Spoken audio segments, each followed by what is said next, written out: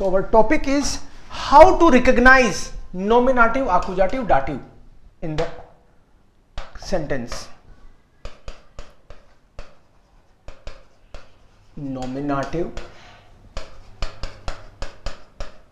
accusative and dative. पता कैसे चले? तो नॉमिनेटिव, एक्यूजेटिव, दाटिव, ऑफ कोर्स ये सेंटेंस स्ट्रक्चर का मोस्ट बेसिक रूल है. ये रूल आपको आ गया है तो इसका मतलब है आप पता कर सकते हो सेंटेंस में सब्जेक्ट क्या है, ऑब्जेक्ट क्या है, उसका किस फॉर्म में आएगा. अब साइलेंट करके रखना, बैकग्राउंड का नॉइस नहीं आए इधर. So nominative, accusative, dative. First of all, what is a subject? Sentence structure में सब्जेक्ट, वर्ब, ऑब्जेक्ट और भी चीजें होती हैं, but normally subject and verb is the minimum requirement. इसके बिना तो सेंटेंस बनता ही नहीं. वर्ब के बिना तो कोई सेंटेंस बन ही नहीं सकता, सब्जेक्ट के बिना भी क्या सेंटेंस बनेगा. So this is the minimum requirement and generally you see an object. सो सबसे पहले सब्जेक्ट क्या हो सकता है किसी भी सेंटेंस में? सब्जेक्ट कोई नाम हो सकता है, नेम. नाम का मतलब है नाउन, और जब आप नाउन बोलते हो, noun can be proper noun. Proper, proper का मतलब ही किसी का नाम है, जैसे हवा महल, Rajesh Kumar, Divya. So proper noun. और इसके अलावा प्रोनाउन आ सकता है. प्रोनाउन, प्रॉपर नाउन और कॉमन नाउन. कॉमन नाउन में तो जैसे मैं बोलूं बुक, तो कोई भी बुक हो सकती है. स्टूडेंट, कोई भी स्टूडेंट हो सकता है. बिल्डिंग, कोई भी बिल्डिंग हो सकती है. लेकिन प्रॉपर नाउन में आप बोलते हो हवा महल, आप बोलते हो ताजमहल, या फिर आपका खुद का घर. प्रॉपर. कॉमन में जनरल, कोई एक पर्टिकुलर उसको, रेस को, एक पर्टिकुलर काइंड ऑफ ऑब्जेक्ट को वो डिनोट करता है. So subject can be a name, it can be noun और प्रोनाउन. प्रोनाउन उनको बोलते हैं जो नाउन की जगह काम में आते हैं. यही आपका क्वेश्चन था शुरू में. सो प्रोनाउन, प्रोनाउन जर्मन में हम लोग इश, डू, एयर, एस, जी, वियर, ईयर, जी एंड जी, ये प्रोनाउन है. इश, डू, एयर, एस, जी, वियर, ईयर, जी, जी. इश का मतलब है मैं, डू का मतलब है तुम, he, it, she, we, you, all. इसका मतलब तुम दोनों या तुम सब, तुम दोनों, तुम सब. इसका मतलब यह हुआ दिस इज प्लूरल ऑफ डू. जी इज यू, लेकिन आप, फॉर्मल, फॉर्मल. एंड दिस जी इज दे. कईयों को इतने में समझ नहीं आता. वो बोलते हैं कि हमको ऐसे बताओ कि ये कौन सा सिंगुलर है, जी कितने हैं. तो उसको कभी कभी मैं ऐसे भी बताने की कोशिश करता हूं कि इन सब को आप सिंगुलर और प्लूरल में डिवाइड कर लो. इश इज सिंगुलर, मैं, खुद, और प्लूरल वियर, हम. इश, वियर, सिंगुलर, प्लूरल. डू, डू में तुम या तुम अकेले और तुम सब हो तो ईयर. ये इनफॉर्मल है तू, और ये तुम सब, प्लूरल. तो ये डू हो गया, ये ईयर हो गया. देन एयर, सिंगुलर और इसका प्लूरल जी, वह अकेला और वे. सो एयर का ये लास्ट वाला जी प्लूरल हो गया. ऐसे ही एस का भी प्लूरल ये लास्ट वाला जी. कोई चीज न्यूट्रल है और बहुत सारी चीजें न्यूट्रल है तो हम दे बोल सकते हैं उनको. और ऐसे ही जी, सी और इसका भी प्लूरल जी. ये एक्चुअली एक ही है, 3 बार लिख दिया मैंने इनके कॉन्टेक्स्ट में. तो ही, इट, सी और इसका प्लूरल भी हमने ले लिया. अब क्या बचा? अब बचा जी, मतलब आप. तो आप तो अकेले और आप सब बोलना हो तो भी जी, इसका प्लूरल भी जी होता है। तो आप ध्यान से देखो तो जी होते हैं 4, जी जी जी एंड जी, 4 बार लिखा है, इसको 3 बार लिखा है। तो ये है लास्ट वाला आप, और ये है आप सब।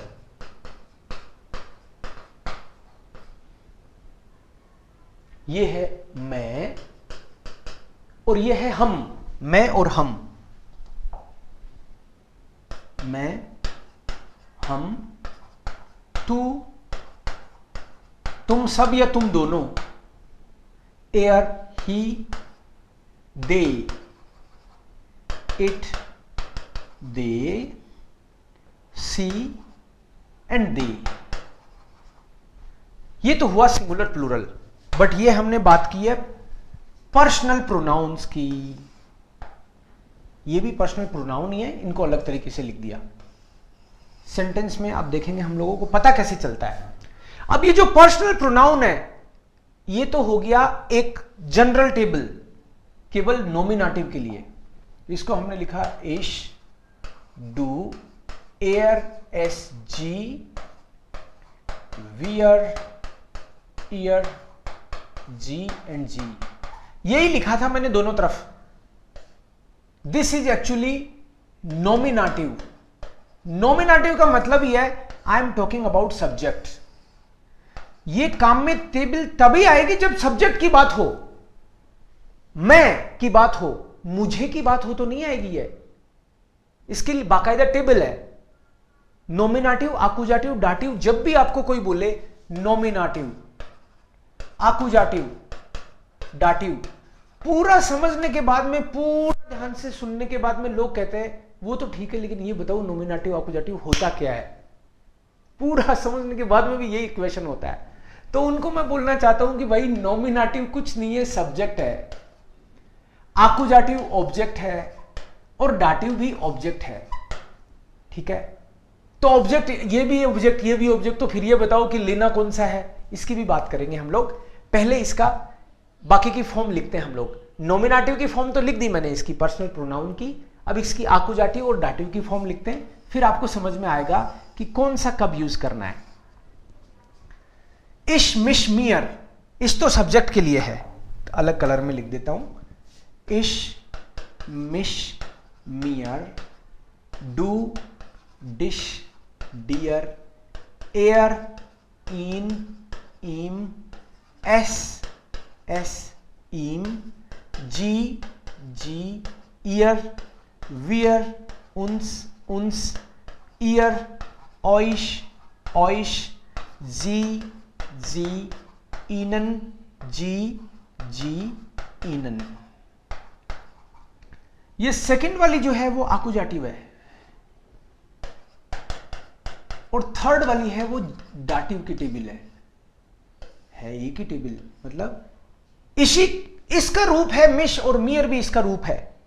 ये सब्जेक्ट, ये ऑब्जेक्ट, मतलब आकुजाटिव ऑब्जेक्ट, ये डाटिव ऑब्जेक्ट। बताऊंगा कैसे फर्क पड़ेगा, कैसे काम में आएगी कौन सी, बट कुल मिला के ये nominative, accusative, dative, subject, object, object, इतना हो गया। अब इसको यूज करें तो हम, आपको याद रहे तो ऐसे कर लो, मैं, मुझे, मुझको, तू, तुझे, तुझको, वह, उसे, उसको, वह, उसे, उसको, वह, उसे, उसको, हम, हमें, हमको, तुम सब, तुम सबको, तुम सबको, आप, आपको, आपको, वे, उनको, उनको, दे, देम, देम। इसको ऐसे कर लो भले ही, इश, मिश, मियर। कईयों को हिंदी में ही समझ में आता है ज्यादा। तो ये पर्सनल प्रोनाउन की टेबल हुई। काम में कैसे आएगी आगे आता हूं इस पे। ये टेबल आपको लर्न करनी पड़ेगी, उसके बिना आपकी जीवारी नहीं है जर्मन लैंग्वेज में। This is the simple most basic फंडा, नॉमिनेटिव, आकुजाटिव, डाटिव। अब पहली बात तो ये होगी नॉमिनेटिव। नॉमिनेटिव तो सब्जेक्ट है, सब्जेक्ट तो कोई नाम भी हो सकता है। सपोज मेरे को बोलना है I am coming, am coming या आई कम एक ही बात है जर्मन लैंग्वेज में। जर्मन लैंग्वेज इंग्लिश की तरह कॉम्प्लिकेटेड नहीं है, थैंक गॉड। जर्मन लैंग्वेज में इतने सारे टेंसेज नहीं है, जैसे आपने मान लो 10, 12, 15 तरह के टेंस कर रखे हो तो, और टेंसेज नहीं है तो टेंशन भी नहीं है। सो इसमें सिंपल फंडा, subject plus verb plus object करते हैं अपन अभी। तो सब्जेक्ट तो हो गया, मैं बोलूं आई एम कमिंग, तो आपको वर्ब का कंजुगेशन आना चाहिए, कॉमन वर्ब का। एक बार लिख देता हूं मैं, मान लो ये किसी और के साथ भी मैं शेयर करूं तो एक बार लिख देता हूं वर्ब को कंजुगेट कैसे करेंगे। इश, डू, एयर, एस, जी, वियर, ईयर, जी और जी। कोई भी वर्ब है, रेगुलर वर्ब नॉर्मली, जैसे कॉमन है, कॉमन का मतलब टू कम, तो वर्ब का कंजुगेशन तो हमेशा आप en एंडिंग को अलग रख के करते हो। मतलब ये बेस, जैसे ही कोई वर्ब कॉमन है ऐसे ही हो सकता है कोई वर्ब जुखन हो, माखन हो, जागन हो, ब्रिंगन हो, ये अलग अलग वर्ब है। फॉर एग्जाम्पल जुखन इज टू सर्च, माखन इज टू डू, ब्रिंगन इज टू ब्रिंग। इनका कंजुगेशन हर बार en को छोड़ के तो पूरा का पूरा ऐसा कैसा आएगा, कॉम, हर बार हर वर्ब के साथ, कॉम रेगुलर के साथ, मतलब com, com, com, com, com, com. Com की जगह अगर मान लो ब्रिंगन होगा तो bring bring bring bring bring लिख दूंगा, माखन होगा तो माख माख माख माख माख लिख दूंगा, जुखन होगा तो जुख जुख जुख जुख जुख। अब इसकी एंडिंग हर बार, अगर सब्जेक्ट इश है तो इसकी एंडिंग en की बजाय ई, सब्जेक्ट डू है तो st, subject A T T T, subject wear है तो en, सब्जेक्ट ईयर है तो टी, सब्जेक्ट जी है तो en। अब मैं आपके बैकग्राउंड से नॉइस आ रहा है थोड़ा, अब उस पे आता हूं कि आकुजाटिव डाटिव का कैसे पता चले और कौन सा वाला यूज करना है कैसे पता चले। इसी पॉइंट पे आ रहा हूं मैं, उसके बैकग्राउंड में ये चीज बतानी जरूरी थी।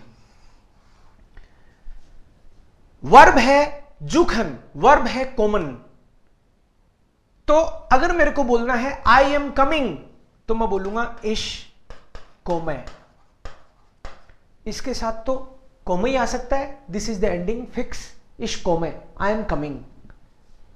अगर मेरे को बोलना होता I am searching to search तो मैं बोल देता इस जुक है, ओवर। जर्मन में कंटिन्यूअस और इंडेफिनेट एक ही होता है, आई एम कमिंग, आई कम, और बाद में आपको पता चलेगा कि आई विल कम, इसका भी यही होता है। फ्यूचर भी इसी से एक्सप्रेस कर देते हैं, present indefinite, present continuous, future का अलग भी होता है लेकिन इससे भी कह सकते हैं अपन।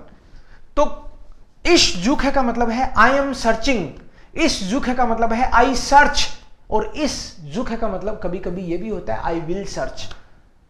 तो यहां तक तो हमको आकुजाटिव की कुछ जरूरत नहीं पड़ी, ये तो सिंपल अपन ने केवल सब्जेक्ट की बात करी है। लेकिन ये जो वर्ब है, ये वर्ब जर्मन में जितने भी वर्ब हैं, होंगी हजारों वर्ब होंगी, खाना पीना सोना पहनना पहनाना कुछ भी, जर्मन की वर्ब और हिंदी की वर्ब में सिमिलरिटी किस तरह से है वो देखना पड़ेगा आपको। जैसे सपोज कॉमन है, कॉमन का मतलब है आना जाना, मान लो पहनना, हिंदी के साथ ये अच्छी बात है कि ये जर्मन से बहुत बार रिलेट कर जाती है। पहनना, कपड़े पहनना होगी तो भी कपड़े पहनना। कोई भी हिंदी की वर्ब आप देखोगे तो उसके लास्ट में दिखेगा ना, खाना पीना, हंसना हंसाना, रोना रुलाना, कपड़े पहनना, भाग जाना, पीटना पिट जाना, ना आता है जनरली, और जर्मन की वर्ब में लास्ट में en आता है। तो जैसे en का ही ऑपरेशन करते हैं हम लोग, बाकी वर्ब को कुछ नहीं करते, केवल एंडिंग बदलते हैं।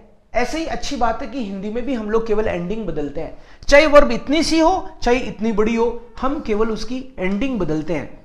जैसे मेरे को बोलना है वह आ रहा है या वह आता है, वह आता है, तो आना का आता बन गया, और लड़की हो तो आती है, बहुत सारे लोग हो तो आते हैं, तो ओरिजिनल तो ना है, लेकिन सेंटेंस में तो ये ना कभी आता ही नहीं। ऐसे ही ओरिजिनल तो en है, लेकिन ये सब चेंज करते हैं हम लोग अकॉर्डिंगली।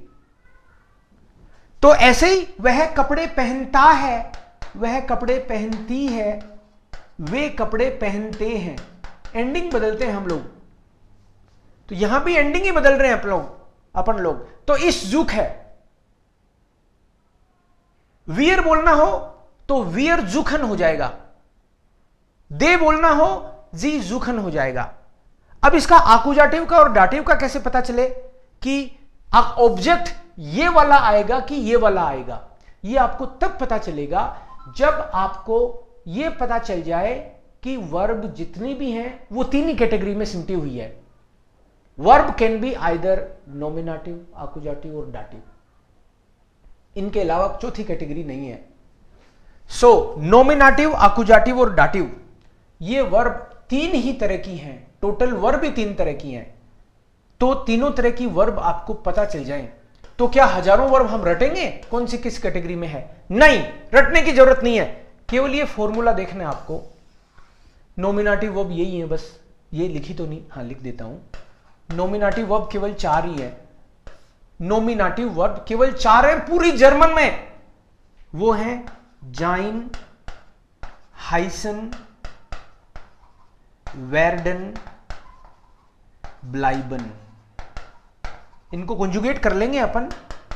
टू बी मतलब इजारम के लिए, हाइसन to be called, I am called Devkaran. वेर्डन का मतलब है टू बिकम, और ब्लाइबन का मतलब है टू स्टे। पूरी जर्मन में 4 ही वर्ब नॉमिनेटिव हैं।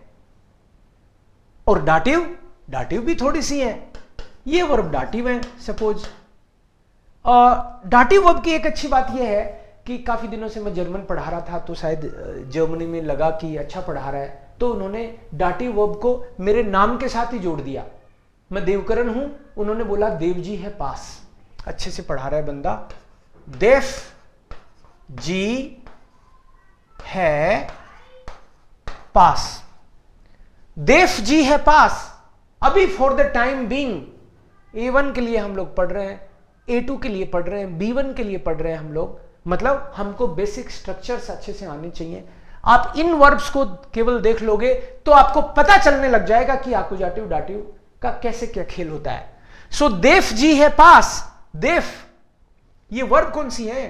डंकन, एस गेट, फोल्गन, गिह्यूरन, ग्राटुलियरन, गिफालन, हेल्फन, पासन, पासियरन, आंटवॉर्टन और श्मेकन। ये बस डाटिव वर्ब हैं।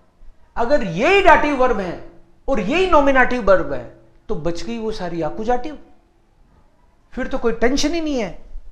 अगर ये हमको पता चल जाए, डंकन इज टू थिंक, एस गेट हालचाल पूछने के लिए काम में आता है, पूछना या बताना। फोल्गन इज टू फॉलो, गिह्योरन का मतलब है टू बिलोंग टू, ग्राटुलियरन टू कॉन्ग्रेचुलेट, गिफालन का मतलब है पसंद आना, करना नहीं, पसंद आना। हेल्फन का मतलब है टू हेल्प, मदद करना। पासन का मतलब टू फिट, कोई चीज शूट करना, इट शूट्स मी। पासियरन का मतलब है टू हैपन, क्या हो रहा भाई, टू हैपन। अंटवोर्टन टू आंसर, और स्मैकन का मतलब है to taste, it tastes me good. ये बस इतना ही फंडा है। सेंटेंस बनाएंगे अब। अगर ये वर्ब आपको पता चल जाए कि ये इतनी सी वर्ब तो डाटिव है, ये वर्ब नॉमिनेटिव है, तो आकुजाटिव बच गई वो सारी आकुजाटिव, बच गई वो वर्ब सारी आकुजाटिव। अगर बच गई वो वर्ब सारी आकुजाटिव तो फिर तो ब्रिंगन को हम आकुजाटिव कंसीडर कर सकते हैं अभी फॉर द टाइम बीइंग। फिर तो माखन को हम लोग कर सकते हैं और जूखन को भी हम लोग आकुजाटिव ही मानेंगे। अब जब सेंटेंस बनाते हैं हम लोग देखते हैं सेंटेंस कैसे बनेंगे इससे। एक मिनट, ये काम में आएगा मेरे। उधर दूसरे पेज पे इसकी मैं कॉपी कर लेता हूं। यस, सेकंड पेज पे लेते हैं इसको। सेंटेंस कैसे बनेंगे इससे।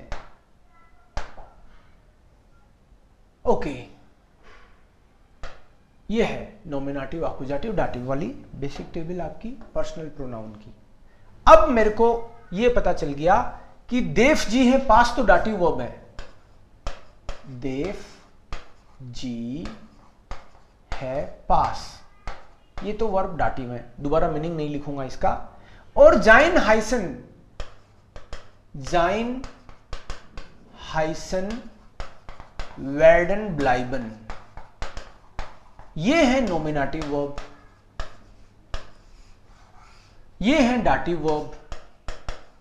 डंकन एस गेट फोल्गन ग्राटुलियरन, पीछे लिखा था अभी, गिफालन गिह्योरन हेल्फन पासन पासियरन अंटवोर्टन और श्मेकन।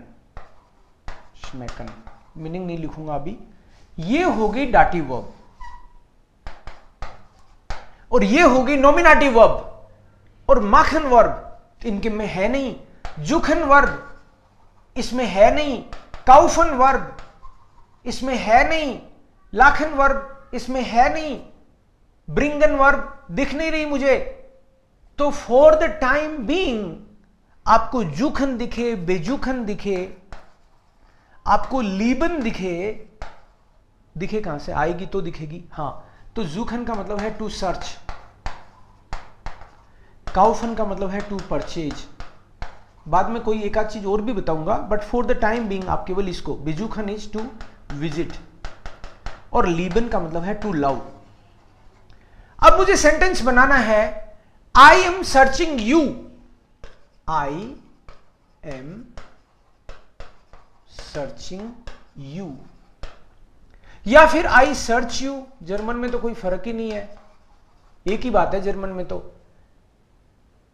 इज आर एम अलग से होता ही नहीं, तो आई एम सर्चिंग यू जब लिख भी रहे हो तो आपको ये दिखना नहीं चाहिए, नहीं तो कंफ्यूज हो गए आप। आई am searching you, I search you, इसमें आई तो सब्जेक्ट है, क्योंकि डूअर जो बंदा ढूंढ रहा है वही तो सब्जेक्ट होगा, तो ये तो है सब्जेक्ट, और जिसको ढूंढ रहे हैं वो है ऑब्जेक्ट। और आई को हम लोग इश बोलते हैं, इसके हिसाब से कंजुगेट होता है वर्ब जुखन, तो इसके साथ ई लगता है, इस जुख है। ये देखो, इसके साथ कोमे, कॉमन वर्ब थी तो कोमे हो गया, जुखन होगी तो जुख है हो जाएगा, ब्रिंगन होगी तो ब्रिंगे हो जाएगा, काउफन होगी तो काउफे हो जाएगा। तो इस जुख है। अब यू को आप अगर तू, तुझे, तुझको रेस्पेक्ट से बोलना है तो जी, आप, आपको, आपको। अगर मुझे बोलना है आई एम सर्चिंग यू, तो आपका मन करेगा इस जुख है डू, लेकिन ये तो गलत है। गलत क्यों है? क्योंकि सब्जेक्ट तो आ गया और दोबारा आप यहां दोबारा डू को भी सब्जेक्ट से ही ले रहे हो। ये पहली लाइन है ही केवल सब्जेक्ट के लिए, तो दोबारा आप सब्जेक्ट थोड़ी ले सकते हो, वो तो ऑब्जेक्ट है। तो ऑब्जेक्ट है तो ऑब्जेक्ट तो डिश है, लेकिन ऑब्जेक्ट तो डियर भी है। अब सिलेक्शन में यही है सबसे इंपॉर्टेंट बात, आपको जो ऑब्जेक्ट है वो आकुजाटिव लेना है या डाटिव लेना है। ये अभी इन द बिगिनिंग स्टेज आप ये मानो कि वर्ब डिसाइड कर रही है, बाद में प्रीपोजिशन आएगी तब और भी बताऊंगा आपको बात कि प्रीपोजिशन कैसे डिसाइड करती है। लेकिन इस सेंटेंस में तो प्रीपोजिशन है ही नहीं, यहां तो आई एम सर्चिंग यू, यू है सीधा, तो वर्ब आकुजाटिव है। ये कैसे पता चला आकुजाटिव है? क्योंकि ये नॉमिनेटिव नहीं है और डाटिव नहीं है। डाटिव तो यहां लिख दी मैंने अभी और नॉमिनेटिव यहां लिख दी, तो ये वर्ब आकुजाटिव है। तो आकुजाटिव के बाद में केस हमेशा आकुजाटिव ही आता है, अभी ये मान के चलो आप। तो डू नहीं आएगा, डू का आकुजाटिव फॉर्म डिश आएगा। आई एम सर्चिंग यू, इस जुक है डिश, करेक्ट होगा। इश जुक है डिश। अगर कोई बोले यू आर सर्चिंग मी, तुम मुझे ढूंढ रहे हो, तो अब की बार तुम सब्जेक्ट है ना, तू या तुम एक ही बात है, इसको तू बोल दो या तुम बोल दो, एक ही बात है। तू मुझे ढूंढ रहा है, तुम मुझे ढूंढ रहे हो। तो इस बार करेंगे डू जुक्स्ट यू आर सर्चिंग मी। अब जब आपको तुम मुझे ढूंढ रहे हो तो मी आई नहीं है, आई तो सब्जेक्ट है, आकुजाटिव चाहिए तो मिश होगा। आकुजाटिव क्यों चाहिए? क्योंकि वर्ब आकुजाटिव है। तो इस जुक है डिश और तुम ढूंढ रहे हो तो डू जुक्स्ट मिश। ये एक सेंटेंस बनाया अपन ने। एक दूसरा सेंटेंस लेता हूं, आई हेल्प यू बोलना है सपोज मुझे, आई हेल्प यू। तो आई और यू तो यहीं बैठे हैं, लेकिन हेल्प तो वर्ब चाहिए। हेल्प के लिए वर्ब है हमारे पास हेल्फन। हेल्फन को कंजुगेट करेंगे इसके हिसाब से तो ई आ जाएगा। जैसे इश को में इश गे है किया हमने, इसके साथ ई लगाते हैं हम लोग हर बार। तो हेल्फन वर्ब है तो हेल्फन के भी ई लगा देंगे, राइट। ये हेल्प है वर्ब है आपके पास, देखो हेल्फन का मतलब है टू हेल्प, लेकिन इसके साथ केवल हेल्प आएगा, इश हेल्प है, ठीक है। तो आई एम हेल्पिंग यू, तो इश हेल्प है। अब यू चाहिए मुझे, तो यू तो मुझे डू दिखता है सबसे पहले, लेकिन ये देख लेना पहले लिखने से पहले कि ये सब्जेक्ट चाहिए कि ऑब्जेक्ट चाहिए। तो हेल्प तो मैं करता हूं, तुम्हारी करता हूं, तो आई तो हो गया सब्जेक्ट और जिसकी करता हूं वो ऑब्जेक्ट हो गया। तो ऑब्जेक्ट तो दोनों लाइन अगली ऑब्जेक्ट की है। वर्ब क्या कह रही है? हेल्पन is a dative verb. Yes, हेल्पन इज डाटिव वाली, ये देखो डाटिव लिख रखा है, इस कैटेगरी में हेल्पन अवेलेबल है, तो इसका मतलब है इश हेल्प है। अब की बार डिश से काम नहीं चलेगा, डिश भी ऑब्जेक्ट है, लेकिन डिश तो आकुजाटिव ऑब्जेक्ट है। आकुजाटिव वर्ब आएगी तो ये ऑब्जेक्ट आएगा, लेकिन डाटिव वर्ब आएगी तो ये ऑब्जेक्ट आएगा। इश हेल्प है डियर करना पड़ेगा आपकी बार, इश हेल्प है डियर, आई एम हेल्पिंग यू। तो सब्जेक्ट के लिए हमेशा इसको लेंगे और ऑब्जेक्ट के लिए इश या इसमें से लेंगे, वो डिपेंड करता है वर्ब पे। अभी for the time being verb will decide. Preposition, दूसरे वीडियो में मैंने प्रीपोजिशन के बारे में भी, किस तरह से प्रीपोजिशन काम करती हैं, हाँ 25-26 प्रीपोजिशन की बात करी, उसके मल्टीपल मीनिंग्स, शायद 100 मीनिंग होंगे। वो मीनिंग दिमाग में फिट हो गए तो आपको फिर गलती नहीं होगी, क्योंकि या तो प्रीपोजिशन डिसाइड करती है सेंटेंस में या वर्ब डिसाइड करती है। तो अभी तो हम लोग वर्ब से कैसे डिसाइड होता है वो देख रहे हैं, इससे भी काफी आपकी प्रॉब्लम सॉल्व होगी। सो इश हेल्प है डियर, अब की बार डाटिव आ रहा है और वर्ब आकुजाटिव थी तो इश हेल्प है डिश आ गया था, ये वर्ब डिसाइड कर रही है, ठीक है। लेकिन सपोज ये प्रोनाउन नहीं हो, अमित आ जाए, Amit help me, Amit helps me, तो अमित हेल्प्स मी, तो अमित के साथ वो इस सिंगुलर के हिसाब से बिहेव होगा। या फिर मान लो दो लोग हेल्प कर रहे हैं मेरी, एक नहीं कर रहा, Amit is searching me, Amit is searching me, Ram and Shyam are helping me. दो सेंटेंस लिए अपन ने। अमित इज सर्चिंग मी, तो अमित तो मैस्कुलिन है, या सीता इज सर्चिंग मी, सीता भी मैस्कुलिन, सीता फेमिनिन है, राइट। तो अमित का एयर के हिसाब से चलेगा वर्ब का कंजुगेशन, एयर के साथ क्या आता है टी, इसके साथ वर्ब का कंजुगेशन करते हैं तो ई, डू के साथ s t, he she it तीनों के साथ टी, इसके साथ e n, t e n और ई एन, ये होता है वर्ब कंजुगेशन। तो अमित आएगा तो टी लगा दूंगा मैं वर्ब में, जुखन वर्ब है तो ये हो जाएगा अमित जुख्ट मिश, जुखन आकुजाटिव वर्ब है इसलिए जुख्ट बोला है मैंने, अमित जुख्ट मिश। ओके, इसको छोटा करके आपको अच्छे से समझ में आएगा, लिखता हूं इसको मैं आंसर। अमित इज सर्चिंग मी, नीचे लिख देता हूं, अमित जुख्ट मिश। मिश इसलिए लिखा है क्योंकि आकुजाटिव है वर्ब, लेकिन यहां पे Ram and Shyam are helping me, helping verb है, वो डाटिव है इस लिस्ट में, डाटिव वाली लिस्ट में, और इन दोनों में नहीं आए तो वो आकुजाटिव होनी है। तो राम और श्याम मिलके प्लूरल हो गए। अमित तो सिंगुलर था तो टी के हिसाब से कर दिया मैंने, क्योंकि ही, सी, इट तीनों में टी लगता है, लेकिन दे में प्लूरल में ईएन लगता है, ये देखो ईएन लिखा हुआ है। तो अमित की बजाय राम एंड श्याम लिख देता हूं आपकी बार, Ram und Shyam are helping me. तो आर की तो जरूरत नहीं है हमको, वर्ब है हमारे पास। तो राम und श्याम हेल्पन मियर। आर्या समझ में आ रहा है आपको? आप अपने तो ये बेसिक बात एक बार बोली है मैंने, डिटेल में भी बात करेंगे अपन, लेकिन यहां पे एक बार कोई डाउट हो तो पहले वो पूछ लो मेरे से, कहां दिक्कत आ रही है? No sir, no doubt. अभी तक क्लियर है? सो ये जो आकुजाटिव और डाटिव, आकुजाटिव और डाटिव आप जब भी डिसाइड करते हो आपको वर्ब दिमाग में रखनी है।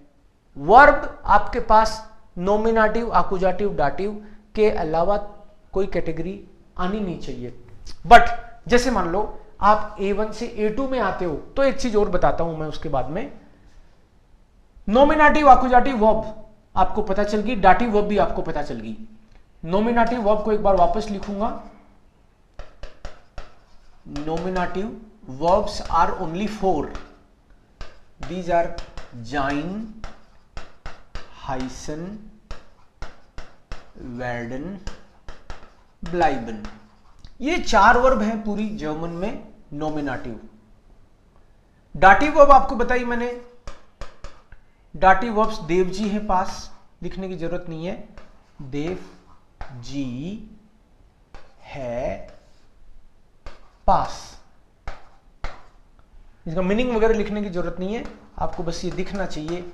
डांकन, एस गेट, फोल्गन, गिह्योरन, गिफालन, ग्राटुलियरन, हेल्फन, पासन, पासियरन, आंटवोर्टन और श्मेकन। ये डाटिव वर्ब्स आ गई। अगर आपको नॉमिनेटिव डाटिव वर्ब का पता चल गया तो बच गई वो सारी वर्ब, तो अपने आप ही आकुजाटिव हो गई। बट एक स्पेशल लिस्ट है, वो और यहां लिख देता हूं ताकि कंफ्यूजन की गुंजाइश ही नहीं रहे। ये डाटिव वर्ब हो गई, ये नॉमिनेटिव वर्ब हो गई, केवल 4। ये डाटिव वर्ब हो गई। इनके अलावा एक स्पेशल लिस्ट है, वो और ध्यान में रख लोगे तो फिर फंडा क्लियर हो जाएगा। उनको बोलते हैं एनवीडीए वर्ब। एनवीडीए भी मैंने अलग से समझाया था, बताऊंगा आपको। एनवीडीए वर्ब का मतलब है अगर वो वर्ब आ जाए तो कभी तो केस होगा डाटिव और कभी केस होगा आकुजाटिव। एन मतलब सब्जेक्ट, उसके बाद में ये कुछ वर्ब है वो आ जाए तो कभी तो केस होगा डाटिव, कभी होगा आकुजाटिव। वो वर्ब कौन सी है वो लिख देता हूं मैं। वो वर्ब है साइगन, इधर लिखता हूं ताकि मीनिंग भी लिख सकूं साथ में। साइगन, ब्रिंगन, काउफन, अर्क्लेरन,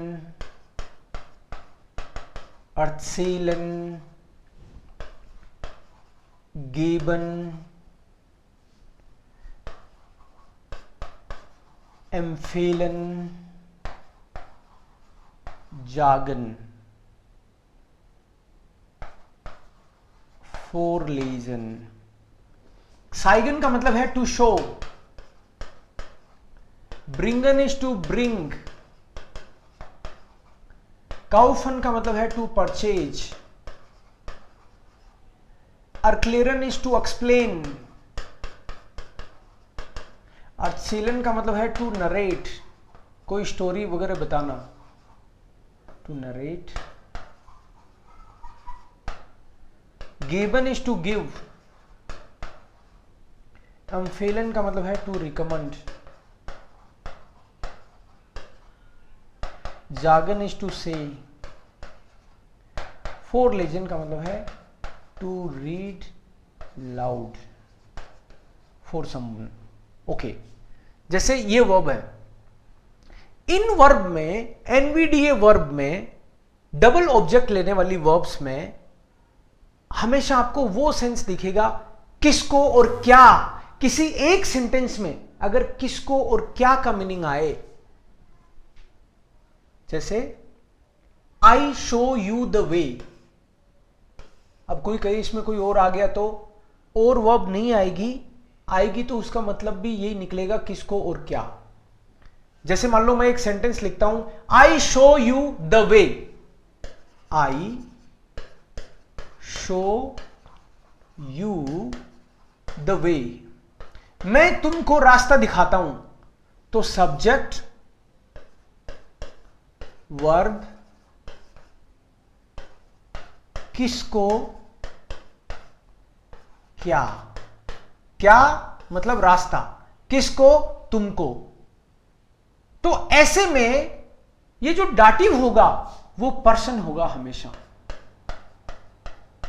और पहले आएगा। ये जो आकुजाटिव होगी वो थिंग होगी हमेशा और बाद में आएगी, तभी एनवीडीए बोला है इसको। तो I show you the way, इसका सेंटेंस बनेगा इश साइग डियर डेन वेग, इस साइग डियर देन वेग। ये टेबल तो आपको याद होगी, डेयर दी दस दी डेन दी दस दी डेम डेयर डेम डेन प्लस एन, आर्टिकल की टेबल। पूरी टेबल का मतलब द ही है, इंग्लिश में तो आपके पास केवल द एक होता है, यहां पे अपने पास इतने सारे होते हैं। तो रिच हैं हम इस मामले में, नॉमिनाटिव, आकुजाटिव, डाटिव। सो जो वे है, द वे, उसका आर्टिकल होता है डेयर वेग। सो डेन क्यों किया मैंने, क्योंकि एनवीडीए में पहले एन मतलब सब्जेक्ट, सब्जेक्ट तो आई है तो इश आ गया सब्जेक्ट, देखो इश। फिर वर्ब साइगन वर्ब है, तो साइगन वर्ब को हमने कॉन्जुगेट किया तो इसके साथ ई आता है, यस इस साइगर। तुमको, जिसको, वो डाटिव बनता है पर्सन, तो यू डाटिव बनेगा। क्यों बनेगा, क्योंकि ये इस पर्टिकुलर वर्ब में से है। सो पर्सन, इन पर्टिकुलर वर्ब में पर्सन को डाटिव ही बनाना होता है, तो इस साइग डियर क्या, द वे, वे जो है वो मैस्कुलिन है, तो मैस्कुलिन का आकुजाटिव। ये देखो पहली लाइन मैस्कुलिन की है, दूसरी फेमिनिन की, तीसरी न्यूट्रल की और चौथी प्लूरल की, तो आकुजाटिव डेन हो जाता है। सो इस साइगे डियर डाटिव हो गया और द वे आकुजाटिव हो गया। इसी को हम लोग एनवीडीए बोलते हैं। कोई बोले कि मैं तुमको यार एक फिल्म बताता हूं, वो फिल्म जरूर देखियो, द सीक्रेट, हिंदी में भी है, इंग्लिश में भी है, शानदार फिल्म, जर्मन में भी होगी जरूर। इस साइग डियर देन वेग का मतलब होगा I show you the way, लेकिन मैं कह रहा हूं कि आई am recommending you the film.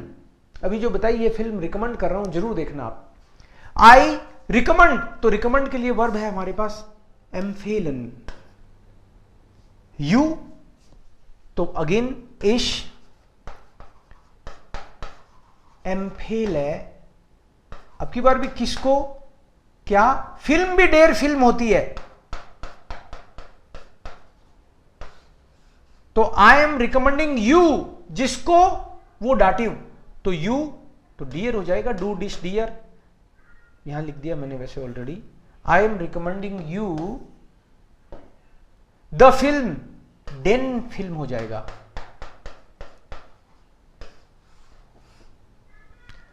NVDA कर दिया इसमें भी। सब्जेक्ट इश जो है वो एन है, नॉमिनेटिव सब्जेक्ट। एम्फेले, इसके साथ ई लगता है, वर्ब कॉन्जुगेशन हो गया। डियर, जिसको भी काम करोगे वो एम फेलियर, डियर आ गया, और फिर क्या का जवाब आकुजाटिव होगा, द फिल्म, डेयर का आकुजाटिव में डेन होता है। ठीक है, ऐसे ही इसमें एक लायन वर्ब है, लायन, लायन का मतलब है उधार देना। मैं तुमको पैसा उधार देता हूं, तो किसको, तुमको, क्या, जहां भी किसको आए वो होगा डाटिव, और क्या वो होगा आकुजाटिव। ये दोनों आ जाएं तो एनवीडीए बोलते हैं इसको। तो अभी देखो,